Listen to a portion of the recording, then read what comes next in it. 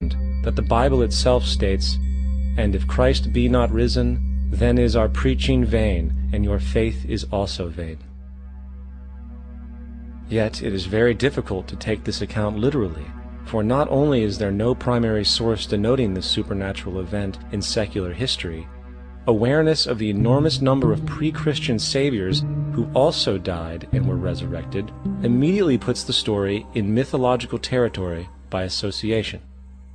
Early church figures such as Tertullian went to great lengths to break these associations, even claiming that the devil caused the similarities to occur, stating in the 2nd century, "The devil, whose business is to pervert the truth, mimics the exact circumstance of the divine sacraments. He baptizes his believers and promises forgiveness of sins. He celebrates the oblation of bread and brings in the symbol of the resurrection. Let us therefore acknowledge the craftiness of the devil, who copied certain things of those that be divine." What is truly sad, however, is that when we cease the idea that the stories from Christianity, Judaism, Islam, and all the others are literal history, and accept them for what they really are, which are purely allegorical expressions derived from many faiths, we see that all religions share a common thread, and it is this unifying imperative that needs to be recognized and appreciated. Religious belief has caused more fragmentation and conflict than any other ideology. Christianity alone has 34,000 different subgroups. The Bible is subject to interpretation. When you read it, you say, "I think Jesus meant this. I think Job meant that. Oh no, he meant this." So you have the Lutheran, the Seventh-day Adventist, the Catholic, and a church divided is no church at all. And a church divided is no church at all. And this point on division, which is a trademark of all theistic religions, brings us to our second failure of awareness, the false assumption of separation through the rejection of the symbiotic relationship of life. Apart from the understanding that all natural systems are emergent, where all notions of reality will be constantly developed, altered, and even eradicated, we must also understand that all systems are, in fact, invented fragments, merely for the sake of conversation. For there is no such thing as independence in nature. The whole of nature is a unified system of interdependent variables, each a cause and a reaction, existing only as a concentrated whole. You don't see the plug connected to the environment, so it looks like we're free, wandering around.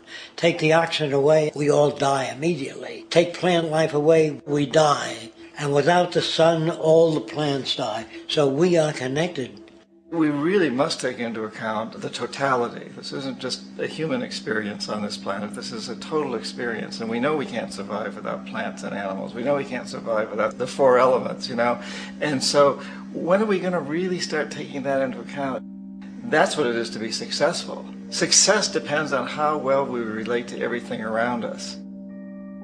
I'm very aware of the fact that my grandson cannot possibly hope to inherit a sustainable, peaceful, stable, socially just world unless every child today growing up in Ethiopia, in Indonesia, in Bolivia, in Palestine, in Israel also has that same expectation. You got to take care of the whole community or you're going to have serious problems. And now we have to see that the whole world is the community, and we must all take care of each other that way. And it's not just a community of human beings. It's a community of plants and animals and elements. And we really need to understand that.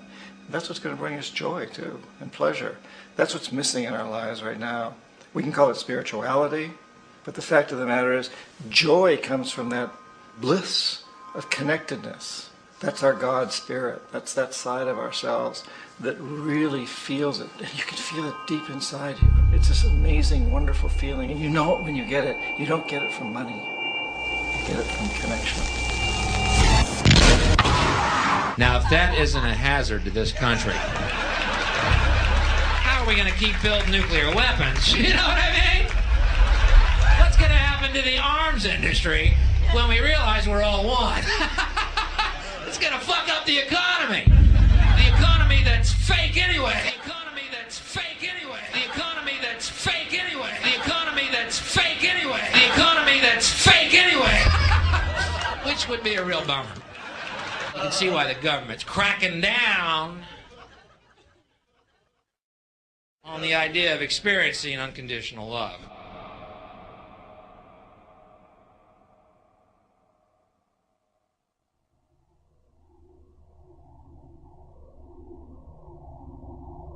Once we understand that the integrity of our personal existences are completely dependent on the integrity of everything else in our world, we have truly understood the meaning of unconditional love. For love is extensionality, and seeing everything as you and you as everything can have no conditionalities. For, in fact, we are all everything at once. If it's true that we're all from the center of a star, every atom in each of us from the center of a star, then we're all the same thing. Even a Coke machine or a cigarette butt in the street in Buffalo is made out of atoms that came from a star. They've all been recycled thousands of times, as have you and I. And therefore, it's only me out there. So what is there to be afraid of? What is there that needs solace-seeking? Nothing. There's nothing to be afraid of because it's all us. The trouble is we have been separated by being born and given a name and an identity and being individuated. We've been separated from the oneness, and that's what religion exploits, that people have this yearning to be part of the overall one again. So they exploit that. They call it God. They say he has rules. And I think it's cruel. I think you can do it absent religion.